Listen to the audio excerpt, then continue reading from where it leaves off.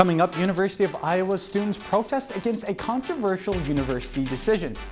And Governor Reynolds signed some controversial bills. Tensions reach a boiling point in the Middle East. All that and a profile on another presidential candidate, important dates this week in history, along with making sure your facts are straight. Also where presidential candidates are during their campaign trails, the latest from polls, and something for you to consider. Good evening and welcome to The Update, your home for news and politics. From the local level to nationwide, we're keeping you up to date. I'm Jordan Tovar. And I'm Johnny Valtman. And Jordan, it's good to be back here on The Update. Was in DC, but came back. I'm kind of out of the loop here in Iowa City. Could you catch me up? Well, Johnny, we really missed you last week, and we're certainly glad to have you back. And for those local news, you've come to the right guy.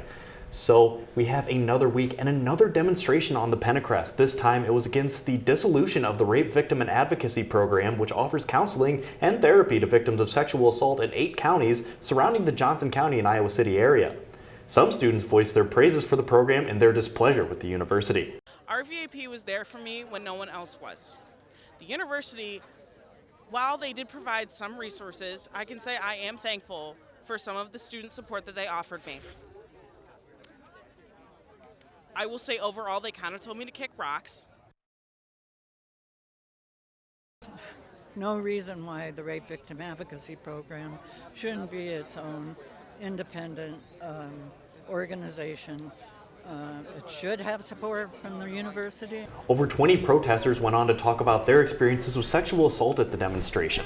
With RVAP being dissolved, 12 staff members will be laid off as a result. And now we're going to bring it here to some local government news. The Iowa City Council signed a contract with a national cleaning company last week during their meeting. The contract was signed with block-by-block cleaning services and will cost over $700,000 each year. The former contractor ABM Industries cost Iowa City $400,000 per year, and the increased fee is said to be because of additional cleaning services that the block-by-block company offers. The ABM contract expires on April 1st, with the block-by-block contract starting on June 1st. In the interim, Iowa City will handle its own cleaning. And there's always so much going on around the Iowa City area and beyond. It just seems like for months on months, it's just been protests every week. But there's always a lot going on around the state as well. Yes, Jordan, and while things are busy in Iowa City, usually leads to what's going on in the state level, and that's why we're going to be sending it to Cara, who has more from the statewide level. Thanks, Johnny. Once again, the Iowa Supreme Court has a big decision to make regarding abortion bans. The state made arguments last week for letting the approximate 6-week abortion ban take place, while lawyers for abortion providers like Planned Parenthood argued against it. Supporters of the ban say it plays a crucial role in protecting, quote, an unborn life. Those against the bill say the state's argument doesn't work and that they're using the wrong test to prove that it's constitutional. They also say that a ban would cause an overall decline in Iowans' health, citing a recent increase in infant mortality. This ban has also received a lot of criticism for relying on the phrase fetal heartbeat, which is not a medically recognized term because electric activity can be detected weeks before an embryo is considered a fetus, before the heart is fully developed, and before the embryo can survive outside the womb. If this ban were to be passed, Planned Parenthood officials say it would block 98% of abortions in Iowa. Currently, the justices have to make a decision on this by the end of June. And a new state law will allow state and local police to arrest undocumented immigrants who illegally re-enter the country and will allow state courts to deport them. What this does is it creates a state-level crime of, quote, illegal re-entry. There is also no time limit in the bill, meaning people who re-entered Iowa years ago could be charged with the crime. Reynolds signed this bill into law last week, and if it's not blocked by the court, it will go into effect July 1st. Unsurprisingly, this bill also came under fire, with the American Civil Liberties Union of Iowa Executive Director Mark Stringer saying, quote, this legislation encourages and facilitates racial profiling and stereotyping. It undermines, not promotes, public safety and the rule of law, unquote. Now, Texas actually tried to pass a similar law, but it's been held up in the courts due to the question of whether or not it's actually constitutional. So something similar could happen here. We'll keep you updated, but for now, I'll send it back to Johnny and Jordan. Thanks, Cara. And Jordan, as I'd like to say, it is a snowball effect. Things are busy here in Iowa City. Things are busy in the state of Iowa, and that usually means nationwide and even worldwide, things are going to continue to stay busy. Yeah, of course, things are always heating up and tensions are rising all the time. So we're going to send it out to DITV's Jayce Bertrand, who has our national update for this week. Yeah, thanks, Jordan, and you're right. Tensions are continuing to rise in the Middle East after Iran launched a series of attacks on Israel on Saturday. Officials in Tehran had been warning the U.S. and Israel of a strike in retaliation for an Israeli bombing of an Iranian embassy in the Syrian capital of Damascus in early April. The attack began on Saturday with Iranian forces seizing a privately owned shipping container in the Strait of Hormuz off the coast of the Arabian Peninsula. Later that day, Iranian allies including Hezbollah, Houthis, and the Islamic Resistance in Iraq, as well as Iran itself, launched over 300 drones and missiles towards Israel. This is the first time Iran has directly attacked Israel in both nations' history. On April 14th, Hezbollah and Houthis launched several more strikes on Israel. Most of the missiles were intercepted by Israel's Iron Dome. However, 33 civilians have been reported injured so far. Reaction to the strikes has been swift around the world. Israel struck several Hezbollah-owned weapons facilities in Lebanon and has delayed its ground invasion of the Rafah border between Gaza and Egypt to prepare for further attacks by Iran. The U.S. has condemned the attack and is planning a response, but has so far ruled out military action.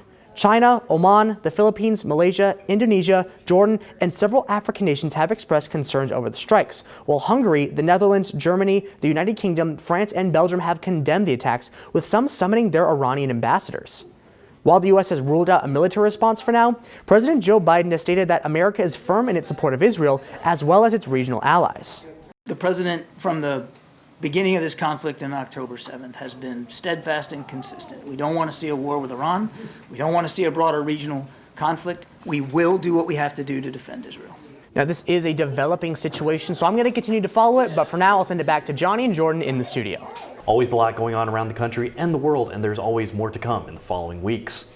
So, we're going to send it on to our next segment here, Candidate Profile. And Johnny, who can it be now? Yes, Jordan. And after talking about Colonel West last week, we're going down the bench of alternate party candidates. And this week we'll be looking at Jill Stein.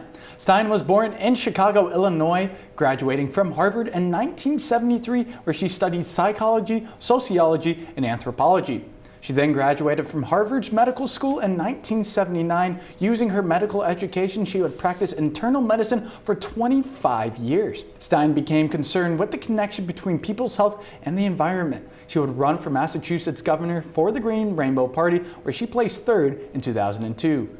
Stein then ran for a state representative seat in 2004, but placed second. She finally won a seat in the Lexington Representative Town Meeting. While she was nominated for Secretary of Commonwealth in 2006, she lost. Then in 2010, Stein ran for governor again, but finished fourth. Stein has previously ran for president twice. In 2012, she and her running mate, Sherry Honkala, were arrested multiple times for demonstrations on the campaign trail, including attempting to get into a presidential debate at Hofstra University. The ticket would receive 469,015 votes in the election. In 2016, Stein received 1,456,216 votes, 1.07% of the popular vote, but ended up finishing in fourth. She did request recounts in 3 states following the election, but that did not happen. As an activist, she's been present at the Occupy Wall Street protests in 2011, Dakota Access Pipeline protests, and other various events. Stein originally endorsed West as the Green Party's candidate, but after he left to run as an independent, she became the party's candidate. Stein is pushing for a just economy, a real Green New Deal, freedom, equality, and justice for all, peace and global human rights, and a real democracy to empower the people. Stein is attempting to get her highest finish in her third election. She's yet to crack the top 3 in a presidential election. And Jordan, with another presidential candidate thrown into the mix, we're going to be shifting our gears here to the 2 frontrunners. Yeah, Johnny, those 2, they're always on the move around the country, and I have such a hard time keeping track of them. So we have back this week Grace Lathrop, who has our campaign tracker. Thanks, guys. Former President Donald Trump is on the move as he landed in Schnecksville, Pennsylvania this past Saturday. This was his last stop before his trial taking place today in Manhattan. Former President Donald Trump is on the move as he landed in Schnecksville, Pennsylvania this past Saturday. This was his last stop before his trial taking place today in Manhattan. During the rally, Trump spoke about how he believes President Biden orchestrated the case against him. Trump is being indicted on 34 counts of falsifying business records in hopes of hiding a sex scandal dated back to 2016 during his presidency. The president was seen entering the courtroom this morning before his trial, where he spoke about the injustices he believes he is facing. Nothing like this has ever happened before. There's never been anything like it. Every legal scholar said this case is nonsense. It should never have been brought. It doesn't deserve anything like this. There is no case, and they've said it. Trump continues to describe the case as an outrage and an act of political persecution, and that this is simply an attack on a political component set forth by Joe Biden. Donald Trump is the first former president in U.S. history to be on trial for criminal charges. However, he has already faced 4 New York trials after his presidency for sexual abuse and fraud. The outcome of this case is detrimental and could greatly impact Trump's campaign and run for presidency in the upcoming election. In the meantime, President Biden is catching up in favorability against Trump, ranking at 45% in favorability compared to the former president at 46%. The gap is slowly closing, and we will be on the lookout for more campaign updates. In the meantime, back to you guys. And Jordan, as she was mentioning, that gap between the former president and current president is slowly closing. And I mean, I think with the polls, same thing's happening where every week we're seeing some changes. While not all of them may be big, some of them small, but could lead up to something. Yeah, Johnny, and polls are an ever-changing game these days with crucial contests looming like the general elections in November. Our first poll that we'll take a look at today is from YouGov. While it doesn't get into specific candidates, this one asks whether a voter would vote for the Democratic candidate or Republican candidate in their district. And now, if this poll's any indicator, the parties are in a dead heat with each other at the moment. Though 10% of voters did say that they weren't sure which side to vote on, meaning either side could gain an advantage in the coming months. Polls that surround President Joe Biden's approval ratings show that they're in the dumpster currently, and this poll is no different. The New York Times and Siena College collaborated to do a poll on Biden's approval rating, and it continues a consistent theme across most of these polls. Currently, only 38% of people approve of the way that Biden is running the country, with 59% of people polled not being too happy with the job he's done thus far. His counterpart, Donald Trump, who's been edging Biden in polls for weeks, isn't faring too much better in polls either. Only 43% of people polled have a positive view of him, with 55% disapproving of him. Now, of course, one day these polls are just going to be a part of history. And Johnny, we're so glad to have you back this week on This Week in U.S. History. And last week, Jay said he's a bigger history buff than you. What do you got to say about that? Well, Jordan, I don't think he can be that big of a history buff given the fact I came back and took it right over. But we will be focusing today on the dreaded April 15th. While you may think paying taxes is a pain, April 15th is a day full of pain. In 1865, Abraham Lincoln died at 7:22 in the morning after being shot the previous night in Ford's Theater. Lincoln was killed by Southern sympathizer John Wilkes Booth, who hoped the death of Lincoln may revitalize the Confederates' fighting spirit. Some overlooked history is that Lincoln was not the only target that night. His Vice President, Andrew Johnson, and Secretary of State, William H. Seward, were also planned to be assassinated. Johnson's assassin got drunk and didn't kill him. Seward fought off his assassin, but did receive a slash to the face. With Johnson taking over presidential duties, he struggled to reunite the hurting nation. As reconstruction of the country was slow, with the advancement of civil rights failed to continue to advance, and Johnson was also unsuccessfully impeached. And in 1912, the RMS Titanic struck an iceberg and sank. After leaving on its maiden voyage, the liner struck an iceberg late on April 14th. After staying up for about 2.5 hours, the ship fully dipped into the depths of the Atlantic Ocean, leaving survivors in the 28-degree cold water. Only 706 passengers survived, and 1,517 people lost their lives in the disaster. The lifeboats on the ship were only able to take at most half of the passengers and crew, but the lifeboats were hurriedly rushed, with most only being filled to 60%. Following the disaster, legislation from America and other European countries, such as the Seamen's Act, to improve the conditions on commercial and other ships. And in more recent memory, in 2013, the Boston Marathon was disrupted by a bombing. The 117th marathon, which is ran on Patriots Day, experienced 2 separate bombs detonating at 2:49, 14 seconds apart. The explosions killed 3 people, injured hundreds, and 17 victims lost their limbs. Tamerlan and Yochar Tsarnaev used pressure cooker bombs for the attack. On April 18th, images of the brothers were released by the FBI, and enforcement continued to look for them.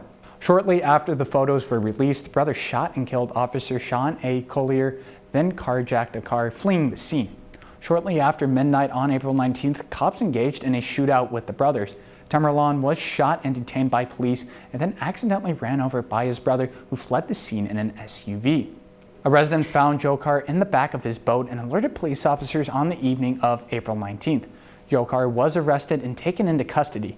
Yochar would later be found guilty on 30 charges brought against him and sentenced to death in 2015. In 2018, his death sentence was revoked, but was reversed last year. And to close out tax day, the Hillsborough disaster in 1989, the Notre Dame Cathedral caught fire in 2019, and most recently the mass shooting in Indianapolis in 2021. And Jordan, a lot of people say April 15th is cursed, and I got to agree with them. There's a lot of things I left out because April 15th is just full of just tragic events. Yeah, Johnny, certainly a lot of tragic events. And you know, Johnny, this is all factual information. So I took over fact check last week for Jayce as Johnny was gone, and we kind of, shuffled things up a little bit, but everyone's back in their rightful place. So I'll send it back out to Jayce, who's in the newsroom with fact check. Thanks, Jordan, and I'd like to start by debunking a claim that I see pop up on social media every time the U.S. gets involved in another conflict, and that's the idea that we are on the verge of World War III. Similar claims have gone viral in recent years surrounding North Korea, Venezuela, Russia, Ukraine, Iran, and any other nation the U.S. finds itself in some form of conflict with. In short, World War III is highly unlikely at this moment, even as tensions seem to be at an all-time high during the modern era. The conditions which caused both world wars are so specific that it would be far too long to get into for this show. But to summarize, the series of alliances existing in the world today is nowhere near as tight and intricate as the Triple Entente and Central Powers before 1914, and no nation is militarized enough to wage a war of conquest the way Nazi Germany did in 1938. The introduction of nuclear arms and the invention of the mutually assured destruction theory also makes all-out war between multiple nations near impossible today. The definition of a world war isn't simply multiple countries going to war. If that was the case, we would be on about World War 34 by now. Both world wars are defined as such because multiple nations were fighting each other in Europe, Asia, Africa, and the Pacific Islands. The wars were truly all over the world. Multiple nations fighting in Europe or the Middle East is a regional war, not a world war. Social media allows for fears to become monetized through trends and clicks, and sometimes the truth gets muddled. But when we talk about stuff as outlandish as nuclear war and drafts and all-out war, sometimes it's safe to just stick to the facts. I'll send it back to Johnny and Jordan in the studio. Thank you, Jayce. And Jordan, as I mentioned earlier, it is tax day, so hopefully you got all your tax stuff in. IRS won't have to pay you a little visit. Yeah, Johnny, I got all my stuff. I did get all my stuff in, so hopefully I'm kind of trying to avoid the tax evasion charges this year. And we're going to send it over to Grace, like you mentioned, who has our for your consideration this week. Thanks, guys. And it is tax season, and in honor of tax day, it's important to recognize that taxes are issues discussed amongst Democrats and Republicans and are often something voters take into consideration. Many Republicans believe in tax relief and have pitched the idea of a flat tax many times before. Republicans believe a flat tax would encourage economic growth and stability while also promoting a simpler tax method. A flat tax would ensure fairness and transparency amongst payers. However, Democrats believe that a flat tax promotes inequality and could lead to a loss of revenue for governments. A flat tax could lead to elimination of tax incentives and be harmful to those who have a lower income. Flat taxes in the tax system is something to consider when casting your next vote. Back to you guys. Thank you, Grace, and thank you for tuning in to the update tonight, where you'll find all your news and politics. Tune in next week for more updates from the local level to the nationwide level. From the update, I'm Johnny Valtman. And I'm Jordan Tovar. Have a wonderful night.